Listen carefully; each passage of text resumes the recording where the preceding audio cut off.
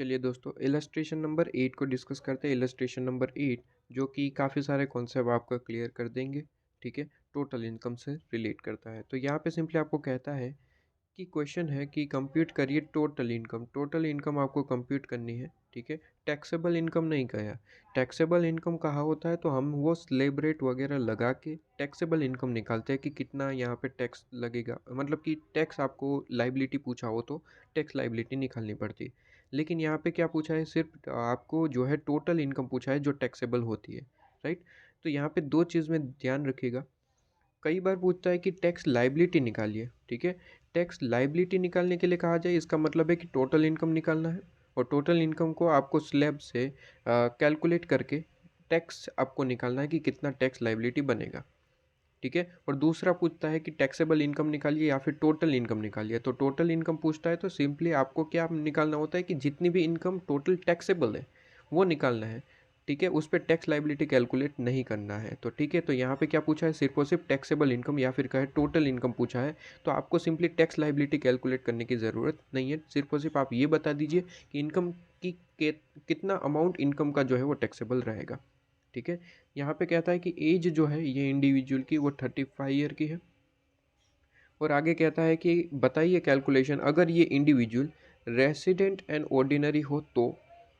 दूसरा केस पूछा है कि रेसिडेंट बट नॉट ऑर्डिनरी हो तो क्या होगा। और तीसरा केस पूछा है कि वो नॉन रेसिडेंट हो तो क्या होगा। ठीक है, तो तीनों केस के हिसाब से आंसर पूछा है आपको कि तीनों केस के हिसाब से आंसर बताइए। नीचे इन्फॉर्मेशन आपको गिवन है कि फॉलोइंग इन्फॉर्मेशन आपको यहाँ पे गिवन है कि असेसमेंट ईयर 24-25 के लिए इसके हिसाब से तीनों केस के हिसाब से आपको बताना है कि इनकी टोटल इनकम क्या होगी अगर वो ऑर्डिनरी है तो, नॉट ऑर्डिनरी है तो, और नॉन रेसिडेंट है तो।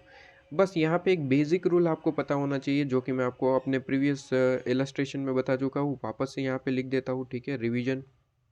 तो यहाँ पे मैं बता चुका हूँ कि अगर आप जो है ऑर्डिनरी आप हो सकते हैं कि रेसिडेंट एंड ऑर्डिनरी रेसिडेंट हो। ठीक है, या फिर आप हो सकते हैं आर ओ, यहाँ पे RNOR हो, मतलब कि resident and not ordinary resident. ठीक है, या फिर आप NR हो, नॉट रेसिडेंट। ठीक है, नॉन रेसिडेंट आप कह सकते हैं। तो यहाँ पे कौन कौन सी इनकम यहाँ पे टैक्सेबल होगी, सिंपली ये चीज़ आपको याद होनी चाहिए। ये याद होता है तो यहाँ पे सिंपली सारे क्वेश्चन आप कर पाएंगे इस टाइप के। ठीक है, रेसिडेंट ऑर्डिनरी के लिए ऑल इनकम टैक्सेबल है, ऑल इनकम। रेसिडेंट ऑर्डिनरी के लिए ऑल इनकम टैक्सेबल है। जबकि मैं बात करूँ रेसिडेंट नॉट ऑर्डिनरी और नॉन रेसिडेंट के लिए इंडियन इनकम तो ऑलवेज टैक्सेबल रहेगी। इंडियन इनकम ऑलवेज टैक्सेबल, चाहे वो कोई भी पर्सन हो, चाहे वो कोई भी पर्सन हो, Indian income always taxable. Indian income, Indian income मतलब कि बेसिकली आप छोटे शब्दों में याद रखना चाहे तो सिंपली याद रखिए कि इनकम जो है जनरेट हुई है इंडिया के अंदर तो इंडियन इनकम मान ली जाएगी। और दूसरा, रिसीव इंडिया के अंदर हुई है। ठीक है, वर्ड पे ध्यान देना, मैं रेमिटेंस नहीं कह रहा हूँ। रेमिटेंस का मतलब होता है कि सिंपली रिसीव कहीं और हुई है आउटसाइड इंडिया, सिंपली आपने उसे यहाँ पे बैंक अकाउंट पे या फिर कहीं पे सेंड किया है, भेजा है। तो रेमिटेंस इंडियन इनकम नहीं है। मैंने क्या कहा सर, मैंने कहा इनकम जो है वो जनरेट हुई है इंडिया के अंदर तो उसे इंडियन इनकम मान लो, या फिर इनकम जो है रिसीव हुई है, रेमिटेंस नहीं बोल रहा हूँ, रिसीव हुई है इंडिया के अंदर तो उसे इंडियन इनकम मान लिया जाएगा। ठीक है, इससे रिलेटेड काफ़ी सारे यहाँ पे पॉइंट्स हैं तो उससे आपको डेफिनेटली वो क्लियर हो जाएगा। इसके बाद ये वैसे भी हमारे ये ICA मॉड्यूल बैच है, यहाँ पे हम कॉन्सेप्ट नहीं करवाते, लेकिन फिर भी मुझे ऐसा लग रहा है कि यहाँ पे करवाना चाहिए। ठीक है, अब यहाँ पे ध्यान रहे सर, रेसिडेंट और नॉन ऑर्डिनरी रेसिडेंट है। ठीक है, resident but not ordinary resident है तो आपको सिंपली यहाँ पे इंडियन इनकम तो टैक्सेबल होगी, इसके साथ दो और इनकम टैक्सेबल होगी जिसका नाम है यहाँ पे, जिसका नाम है एक बिजनेस इनकम, एक आपका बिजनेस इनकम। लेकिन ध्यान रहे सर, वो अगर बिजनेस जो है वो कंट्रोल कंट्रोल जो है वो इंडिया से होना चाहिए।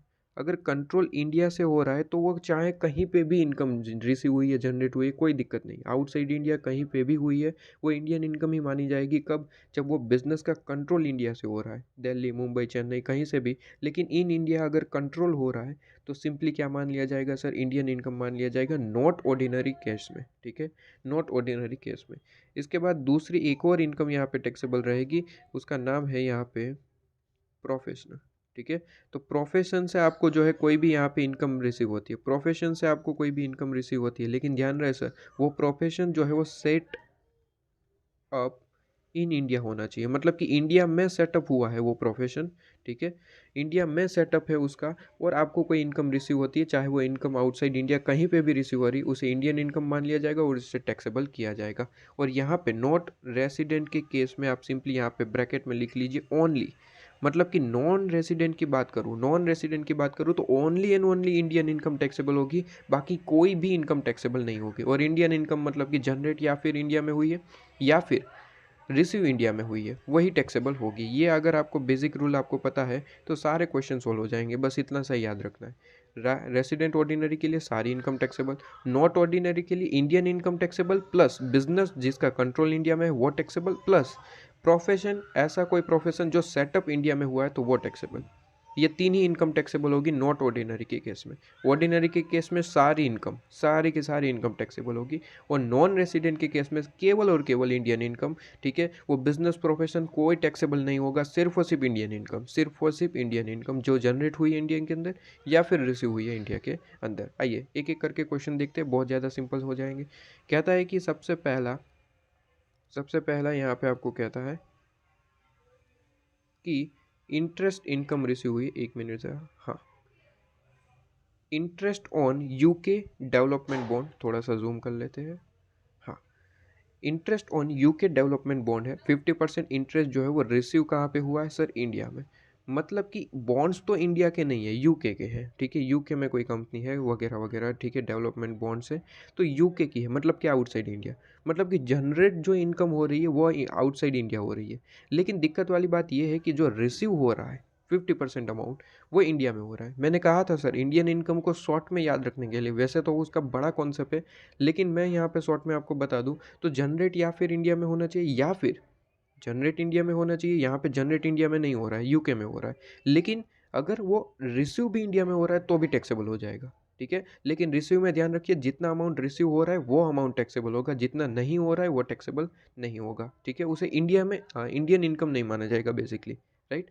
तो इंडियन इनकम का मतलब मैं आपको सिंपली शॉर्ट में कहूँ तो इंडियन इनकम का मतलब मैंने क्या कहा सर शॉर्ट में, इंडियन इनकम का मतलब मैं कहूँ, ठीक है, इंडियन इनकम का मतलब यहाँ पे ऊपर लिखते हैं क्योंकि यहाँ पे लिखना पड़ेगा मुझे, अच्छा यहाँ पे लिखते हैं कि इंडियन इनकम का मतलब मैंने क्या कहा सर, इंडियन इनकम का मतलब मैंने कहा या तो वो चीज़ आपको जनरेट होनी चाहिए इन इंडिया, ठीक है।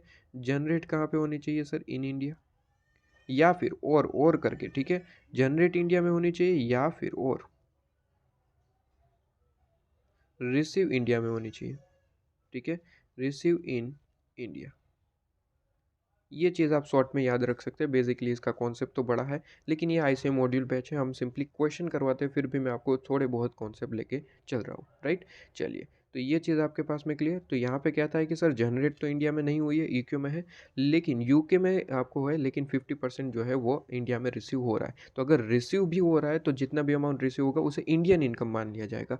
तो 10,000 रुपये टोटल इनकम है, कहता है टोटल आपका इंटरेस्ट इनकम कितना है 10,000, लेकिन कहता है 50% इंडिया में ही रिसीव हुआ है, ठीक है। 50% इंडिया में रिसीव हुआ है, इसका मतलब मैं ये कह दूँ कि सर 10,000 में से जो 5,000 है, ठीक है, 5,000 है वो क्या है सर, इंडियन इनकम, ठीक है। और जो बाकी की 5,000 है, ठीक है, बाकी के 5,000 जो है वो क्या मान लिए जाएंगे सर, फॉरेन इनकम, ठीक है। वो फॉरेन इनकम आप मान सकते हैं करके, ठीक है। तो ये चीज़ आपके पास में क्लियर। तो बताइए, रेसिडेंट ऑर्डिनरी का केस हो तो सारी इनकम टैक्सेबल होगी, चाहे वो फॉरेन हो इंडियन हो, सारी की सारी इनकम टैक्सेबल होगी। तो मुझे तो 10,000 उसमें टैक्सेबल करना ही है, तो देख लीजिए सॉल्यूशन में, रेसिडेंट ऑर्डिनरी में तो पूरी की पूरी इनकम टैक्सेबल होगी 10,000। अगर दूसरी बात करूँ तो रेसिडेंट एंड नॉट ऑर्डिनरी के केस में मैंने कहा था सर तीन ही चीज़ें टैक्सेबल होगी, सिर्फ और सिर्फ इंडियन इनकम, या फिर ऐसा कोई बिजनेस है या फिर प्रोफेशन है जो इंडिया से कंट्रोल या फिर सेटअप हो रहा है। यहाँ पे बिजनेस की कोई बात नहीं हो रही है, ना ही प्रोफेशन की, यहाँ पे सिंपली नॉर्मल इनकम की बात हो रही है। मतलब कि नॉर्मल इनकम की बात करें तो केवल और केवल इंडियन इनकम टैक्सेबल होगी। तो इंडियन इनकम कितनी है, 10,000 में से 5,000 सिर्फ और सिर्फ इंडियन इनकम है, तो वो यहाँ पे टैक्सेबल होगी। और नॉन रेसिडेंट के केस में only and only Indian income, तो इंडियन इनकम तो 5,000 ही है, तो यहाँ पे भी 5,000 लीजिए, काम खत्म। इतना सिंपल है। इसके बाद अगर सेकंड पॉइंट का है तो कहता है कि इनकम फ्रॉम बिजनेस, बिजनेस जो है वो चेन्नई के अंदर है। अब देखिए इनकम जो है जनरेट इंडिया में हो रही है, इनकम जनरेट इंडिया में हो रही है, इसका मतलब क्या है सर, वो इंडियन इनकम है। और इंडियन इनकम चाहे कोई भी पर्सन हो, रेसिडेंट ऑर्डिनरी हो, नॉट ऑर्डिनरी हो या फिर नॉन रेसिडेंट हो, इंडियन इनकम सबके लिए टैक्सेबल है, सबके लिए टैक्सेबल है। ठीक है, तो 20-20-20 पूरे का पूरा लिख देंगे क्योंकि ये इंडियन इनकम है। ठीक है, तो 20-20-20, चलिए 20-20-20। इसके बाद यहाँ पे next point, short term capital gain हुआ है on the sale of shares of Indian company, लीजिए ये भी इंडियन इनकम। इंडियन कंपनी मतलब कि इंडियन इनकम, इंडिया में ही जनरेट हुई इंडियन कंपनी है, राइट। चाहे कहीं पे भी रिसीव हुई है लेकिन इंडियन इनकम है, जनरेट इंडिया में हो रही है, तो पूरी की पूरी टैक्सेबल हर एक पर्सन के लिए होगी। तो यहाँ पे लिख देते हैं वापस से, ये भी 20 है, तो 20-20-20 लीजिए।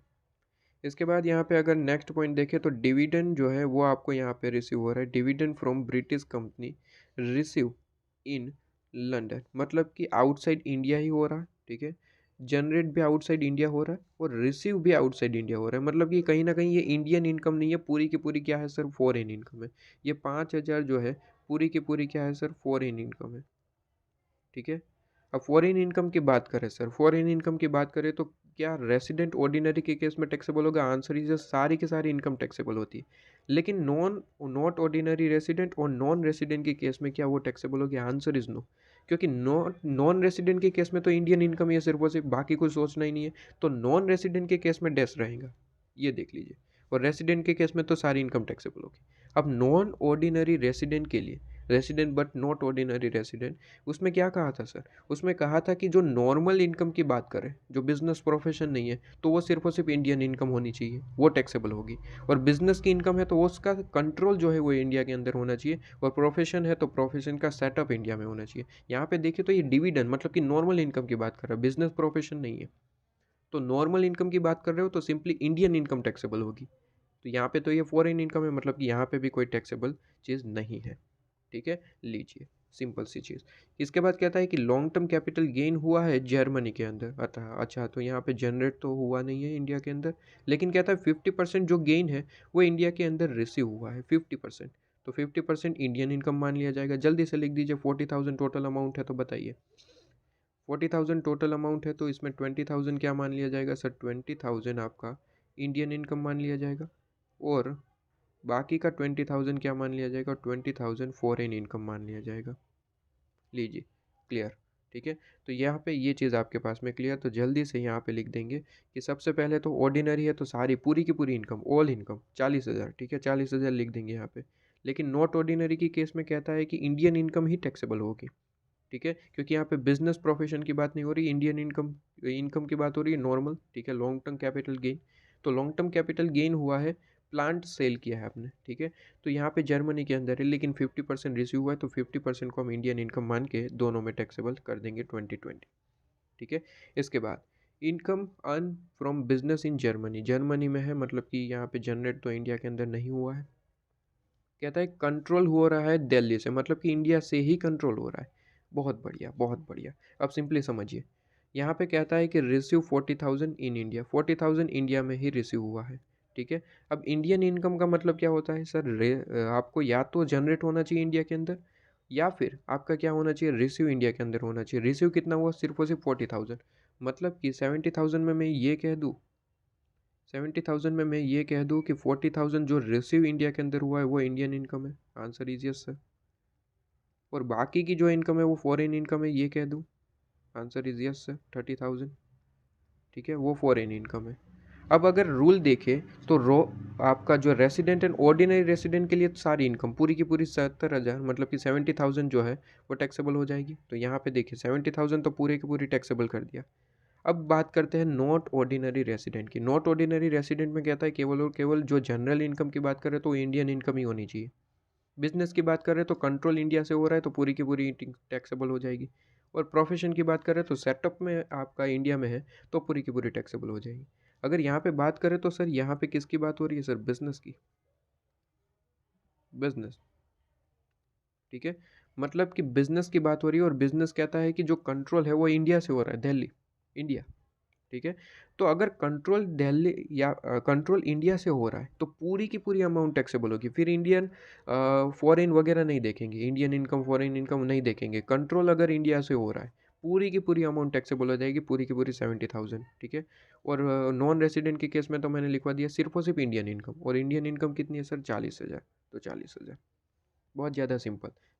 सिंपली आपको याद रखना है कि सर बिजनेस की बात हो रही है तो सेटअप इंडिया में हो रहा है, सॉरी कंट्रोल इंडिया में हो रहा है, और प्रोफेशन की बात कर रही है तो सेटअप इंडिया में हो रहा है। ये दो चीज़ अगर नॉट ऑर्डिनरी के केस में तो पूरी की पूरी आपको जो है टैक्सेबल इनकम हो जाएगी। फिर रिसीव कहाँ पे हुआ वो नहीं देखेंगे, इंडियन इनकम फॉरेन इनकम नहीं देखेंगे, पूरी की पूरी अमाउंट टैक्सेबल करेंगे, जैसे कि यहाँ पे 70,000। इसके बाद यहाँ पे बात करें प्रॉफिट हो रहा है बिजनेस, जो बिजनेस है इंडिया के अंदर, बिजनेस ही पूरे का पूरा इंडिया के अंदर है तो पूरी की पूरी इनकम क्या मान ली जाएगी सर? Indian income. और इंडियन इनकम है तो पूरी की पूरी टैक्सेबल हो जाएगी हर एक केस में, 15 15 15। ठीक है। पूरी बिजनेस ही इंडिया में चला रहे हो तो वो तो इंडियन इनकम या जनरेट ही इंडिया में हो रही है, राइट। इसके बाद income from house property London में है। ओके, तो आउटसाइड इंडिया मतलब कि इनकम तो इंडिया के अंदर जनरेट नहीं हो रही है। इसके बाद कहता है deposit in bank account at London. अच्छा, रिसीव भी लंदन में ही हो रहा है। ठीक है। तो जनरेट भी लंदन में हो रहा है, रिसीव भी लंदन में हो रहा है। इसका मतलब क्या है सर? इसका मतलब ये पूरी की पूरी इनकम क्या है सर? Foreign income. कहता है बोट टू इंडिया, मतलब कि इसे रेमिटेंस किया गया है इंडिया के अंदर। ठीक है। तो रेमिटेंस से कोई फ़र्क नहीं पड़ता, मैंने ऑलरेडी आपको समझा दिया है कि सर रेमिटेंस करना it is not a Indian income, right. आपको मैंने कहा था जनरेट या फिर रिसीव इंडिया में होना चाहिए, ये दोनों ही नहीं हो रहे। इसका मतलब ये पूरी की पूरी इनकम क्या है सर? Foreign income. और पूरी की पूरी फॉरेन इनकम है तो अगर बात करें ऑर्डिनरी की तो ऑर्डिनरी में तो पूरा टैक्सेबल होता है, चाहे वो इंडियन हो फॉरेन हो, राइट। इसके बाद अगर बात करें यहाँ पे नॉट ऑर्डिनरी की, तो नॉट ऑर्डिनरी में क्या आता है कि बिजनेस है क्या, प्रोफेशन है क्या? Answer is no. ये बिजनेस प्रोफेशन नहीं है, सिंपली नॉर्मल प्रॉपर्टी है जिसको हमने सेल कर दिया है, और अमाउंट आपका जो है रिसीव हुआ है लंदन में, राइट। तो यहाँ पे कहता है क्या वो इंडियन इनकम है? नहीं। तो ये तीनों ही केस यहाँ पे फॉलो नहीं हो रहे, तो यहाँ पे भी कोई अमाउंट टैक्सेबल नहीं होगा और नॉन रेसिडेंट में भी नहीं होगा। तो यहाँ पे सिंपली क्या करेंगे सर? 50,000 dash dash, right. इसके बाद यहाँ पे नेक्स्ट पॉइंट की बात करें, कहता है interest on debentures in Indian company receive London. Indian company के जनरेट अगर इंडिया में हो रहा है, अगर इनकम जनरेट इंडिया के अंदर हो रही है तो सीधी सी बात है पूरी की पूरी इनकम क्या है सर? इंडियन इनकम है। और इंडियन इनकम है तो हर एक पर्सन के लिए टैक्सेबल होती है, हर एक पर्सन, कोई भी हो, राइट। तो 12 12 12 लीजिए, क्लियर। इसके बाद यहाँ पे कहता है fees for technical service render in India. अच्छा लीजिए, सर्विस जो है वो रेंडर की गई है इंडिया के अंदर, फिर पेमेंट कहाँ पे हुआ उससे मतलब नहीं है, ये इंडिया के अंदर जनरेट हो रही है इनकम। अगर इंडिया की इनकम जनरेट हो रही है तो पूरी की पूरी इनकम क्या मान लिया जाएगा सर? टैक्सेबल। ठीक है, इंडियन इनकम मान लिया जाएगा, तो पूरी की पूरी इनकम टैक्सेबल होगी चाहे कोई भी पर्सन हो, राइट। इसके बाद यहाँ पे कहता है ये हो गया। इसके बाद profit from business in Mumbai. लीजिए, आगे पढ़ने की कोई ज़रूरत है? Answer is no. मुंबई के अंदर ही बिजनेस है, और अगर मुंबई के अंदर बिजनेस है मतलब कि पूरी की पूरी इनकम क्या है सर? इंडियन इनकम है 26 26 26। इंडियन इनकम में तो कुछ देखना ही नहीं होता, पूरी की पूरी टैक्सेबल होती है। इसके बाद income from property situated in Nepal outside India है। ओके, तो इंडियन इनकम जनरेट तो यहाँ पे इंडिया से नहीं हो रही है, मतलब कि ये फॉरेन इनकम मान सकते हैं, लेकिन देखना पड़ेगा रिसीव कहाँ पे हो रही है। कहता है रिसीव भी देर। ठीक है, रिसीव देर मतलब कि नेपाल से जनरेट हो रही है और नेपाल में ही रिसीव हो रही है, तो मतलब कि ये पूरी की पूरी इनकम क्या है सर? फॉरेन इनकम है। और फॉरेन इनकम की बात करें तो केवल और केवल कहाँ पे टैक्सेबल होती है? सिर्फ और सिर्फ रेसिडेंट एंड ऑर्डिनरी की केस में, क्योंकि नॉट ऑर्डिनरी के केस में ये कहता है कि बिजनेस होना चाहिए, प्रोफेशन होना चाहिए, तो कुछ हो सकता है। यहाँ पे ना ही बिजनेस है ना ही कोई प्रोफेशन है, सिंपली प्रॉपर्टी सेल करी हमने, ठीक है, नेपाल के अंदर है और रिसीव भी वहीं पे हुई है, तो वो फॉरेन इनकम है और वो टैक्सेबल आपके ये दो केस में नहीं हो सकती, राइट। तो 16,000 डैश डैश। ओके। इसके बाद यहाँ पे नेक्स्ट बात करें पास्ट फॉरेन अनटैक्स इनकम, मतलब कि कोई फॉरेन इनकम है, ठीक है, पास्ट की, जो अनटैक्स रही, मतलब कि वहाँ पे टैक्सेबल नहीं रही। तो सीधी सी बात है, ऑलवेज ध्यान रखिए कि पास्ट फॉरेन अनटैक्स इनकम आपको कहा जाए वो यहाँ पे टैक्सेबल नहीं होती। ठीक है, वो फॉरेन इनकम है और वहाँ पे कोई टैक्स नहीं लिया गया था, तो उसका मतलब ये नहीं कि हम यहाँ पे टैक्स ले लेंगे, राइट। इसके लिए काफ़ी सारे रूल्स होते हैं वगैरह वगैरह चीज़ें। तो अगर आप कोई भी पर्सन है, पास्ट फॉरेन अनटैक्स इनकम है वो कभी भी टैक्सेबल नहीं होती, चाहे कोई भी पर्सन है, कोई भी पर्सन है, राइट। तो डैश डैश डैश, ठीक है। ओके। इसके बाद यहाँ पे कहता है income from agriculture land in Nepal. Nepal में एग्रीकल्चर है, बताइए। वैसे तो एग्रीकल्चर जो इनकम होती है लैंड से वगैरह से, ठीक है, वो क्या होती है सर, एग्जाम्प्ट। लेकिन ऑलवेज ध्यान रखिए, इंडिया के अंदर एग्रीकल्चर लैंड होनी चाहिए। अगर आउटसाइड इंडिया एग्रीकल्चर लैंड है, उससे कोई इनकम है, तो वो टैक्सेबल रहती है ऑलवेज, वो टैक्सेबल ऑलवेज रहेगी आपके पास में। तो यहाँ पे कहता है एग्रीकल्चर लैंड से इनकम तो हो रही है, तो इसका मतलब ये मत सोचना कि एग्जाम्प्ट है, क्योंकि यहाँ पे देखिए आगे पढ़ते हैं तो एग्रीकल्चर लैंड कहाँ पे सर, आउटसाइड इंडिया के अंदर वो लिमिट नहीं आती, एग्जेम्पशन नहीं मिलती, राइट, उसमें टैक्सेबिलिटी आती है। ओके, अगर मैं यहाँ पे लास्ट यहीं से बता दूँ तो देखिए, agriculture income from land in Rajasthan, मतलब कि क्या है सर, इंडिया है, तो ये एग्जेम्प्ट है, तो ये किसी के भी केस में जो है वो टैक्सेबल नहीं होगी, ये एग्जेम्प्ट है, ठीक है, ये एग्जेम्प्ट रहती है क्योंकि इंडिया के अंदर लैंड है। लेकिन यहाँ पे बात करें तो यहाँ पे क्या कहता है सर, ये लैंड जो है वो आउटसाइड इंडिया है, तो यहाँ पे एग्जेम्पशन नहीं मिलेगी, यहाँ पे टैक्सेबिलिटी आ जाएगी। तो कहते हैं कि जो इनकम है वो कहाँ से जनरेट हुई सर, लैंड है नेपाल के अंदर, तो जनरेट आउटसाइड इंडिया हुई है। और कहता है रिसीव भी देर, ठीक है, मतलब कि रिसीव भी कहाँ पे हुई है सर, नेपाल के अंदर। इसके बाद ब्रॉड टू इंडिया, मतलब कि रेमिटेंस वगैरह है, तो रेमिटेंस को हम यहाँ पे इग्नोर करके चलते हैं, रेमिटेंस का कोई महत्व नहीं है। जो जनरेट हुई है वो आउटसाइड इंडिया, और रिसीव भी आउटसाइड इंडिया, मतलब कि ये क्या है सर, फॉरेन इनकम। और फॉरेन इनकम है, बिजनेस प्रोफेशन नहीं है, तो सीधी सी बात है, हम क्या करेंगे सर, ऑर्डिनरी के केस में टैक्सेबल होगा, लेकिन बाकी के दो केस में डैश, ठीक है। तो 18,000 और डैश डैश, ठीक है। अच्छा, इसके बाद यहाँ पे बात करते हैं next point, income from profession in Kenya outside India, right, which was setup in India. अच्छा देखिए, ये मेन वर्ड प्रोफेशन है, आउटसाइड इंडिया है, लेकिन सेटअप इंडिया में हुआ है।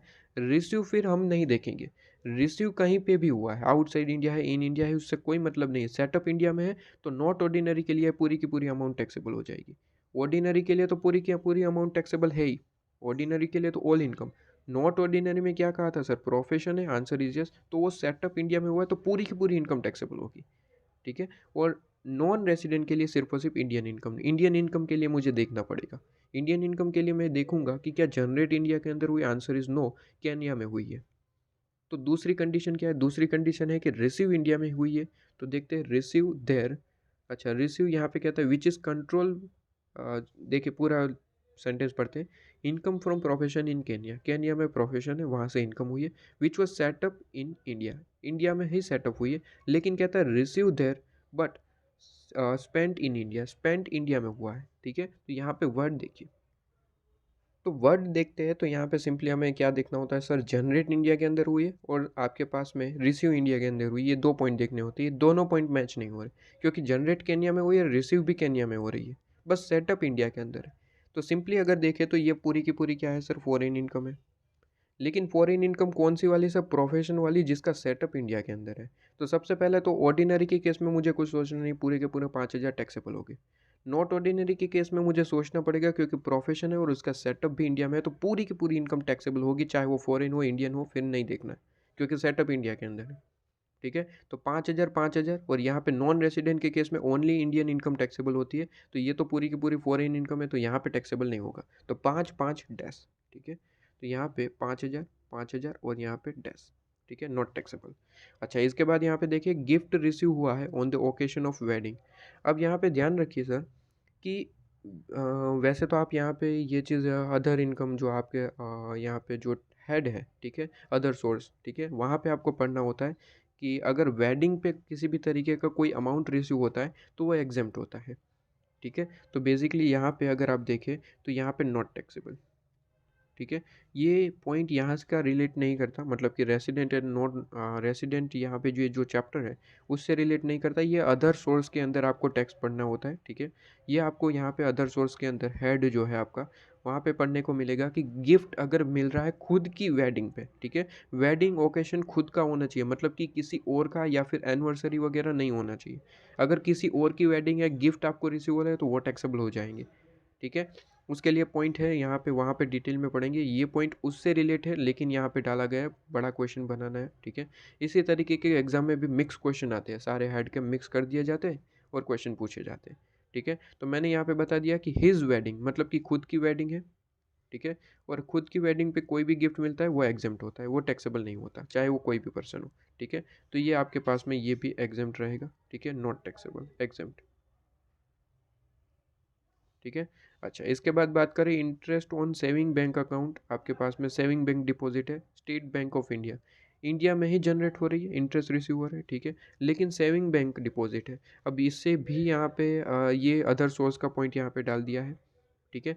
सेविंग बैंक अकाउंट आपका 12,000 की इनकम हो रही है, लेकिन जब भी बात करें सेविंग बैंक अकाउंट की, ठीक है, सेविंग बैंक डिपॉजिट की, उस पर जो इंटरेस्ट रिसीव होता है उस पे आपको डिडक्शन भी मिलता है, ठीक है, डिडक्शन भी मिलता है, जो आप बेसिकली अदर सोर्स के अंदर भी पढ़ते हैं, और बेसिकली आपका एक चैप्टर है सेपरेट डिडक्शन करके, ठीक है, वहाँ पे भी आप पढ़ते हैं। तो यहाँ पे 12,000 टैक्सेबल तो होगा, ठीक है, 12,000 टैक्सेबल तो होगा, क्योंकि इंडियन इनकम है, और इंडियन इनकम हर एक के लिए टैक्सेबल होता है।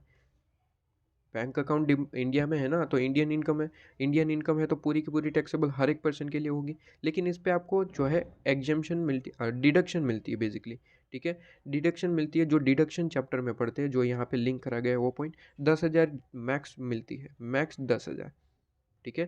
तो मैक्सिमम 10,000 तक की डिडक्शन मिलती है, जो डिडक्शन आपने यहाँ पे क्लेम करी है। तो 12,000 में से 10,000 की यहाँ पे डिडक्शन मिलती है, 2-2 हज़ार आपका टैक्सेबल होता है, ठीक है।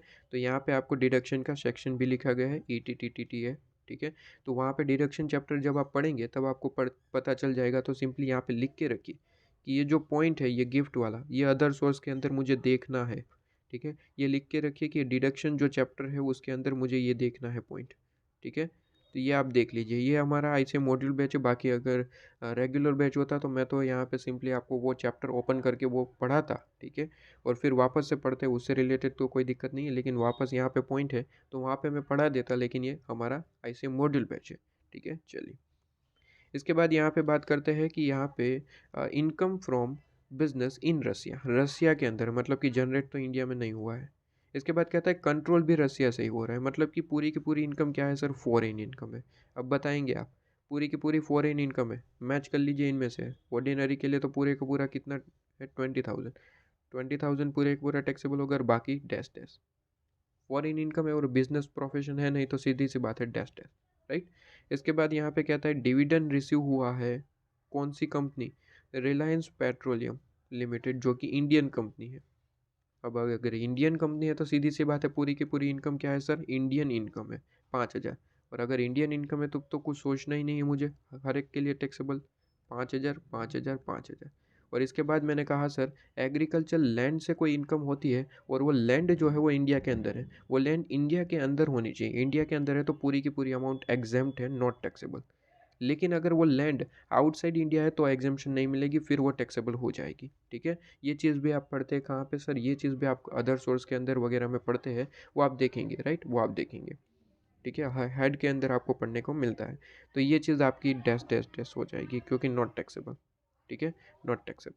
तो यहाँ पे सिंपली इसका टोटल लगा लेंगे तो हर एक के लिए यहाँ पे टोटल आ जाएगा, और आपका ये क्वेश्चन खत्म हो जाता है। इलस्ट्रेशन नंबर 8, रेसिडेंशियल स्टेटस, ठीक है, ICM मॉड्यूल।